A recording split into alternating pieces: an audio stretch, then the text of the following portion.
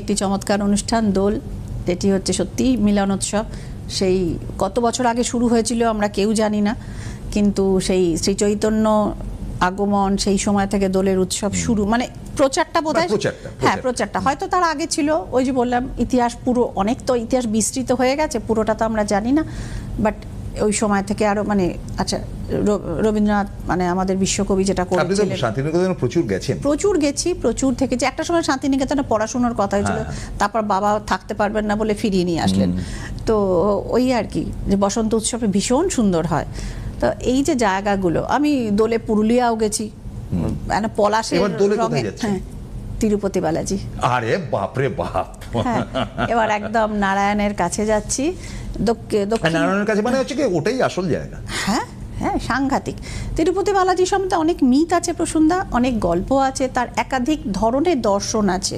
যেটা হচ্ছে ছোট 3-4টে বলে দিই। একটা হচ্ছে মানে সর্বযৌন বিধিত যে দর্শন, সেটাতে কোনো টাকা পয়সা লাগে না, কিন্তু দীর্ঘ লাইন পড়ে, লক্ষ লক্ষ মানুষের লাইন পড়ে না। যেটা সর্বসাধারণের জন্য যে দর্শন, অন্যতম শ্রেষ্ঠ ধনী মন্দির, টাকা দিতে হয় না সেখানে, যেটা সর্বসাধারণের জন্য খোলা, কিন্তু you have to stand up in the long queue. মানে আপনার ঢুকতে ভেতরে 2.5-3 ঘন্টা মিনিমাম লেগে যেতে পারে। হ্যাঁ সেটা আছে। আর ওই গিয়ে ওই যে সেটা শোরগোলের মধ্যে পড়বে না, গোবিন্দা করে। আমার সোর্স আছে, তৈরি হয়েছে, সেটা একদিনে তৈরি হয়নি, মানে গিয়ে গিয়ে হ্যাঁ এক্স্যাক্টলি। তো সেক্ষেত্রে তৈরি হয়েছে।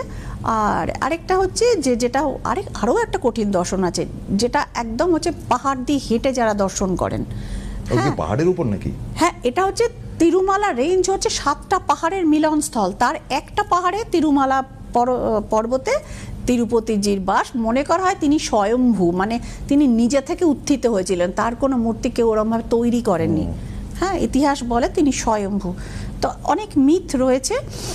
আর একটা হচ্ছে যেটা হচ্ছে দিব্য দর্শন, ওই পাহাড়ে উঠে যারা যে সমস্ত, এবং সুন্দর করে ওইখানকার সরকার সিঁড়ি করে দিয়েছেন, তারা হেঁটে ওঠেন।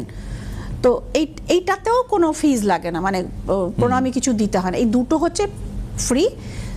থার্ড যেটা রয়েছে সেটা হচ্ছে যে সেটার অনলাইন টিকিট পাওয়া যায়, সেটা দিয়ে মানুষ দর্শন করতে পারেন। আর কিছু স্পেশাল টিকিট আছে, ভিভিআইপি কোটাগুলো আছে।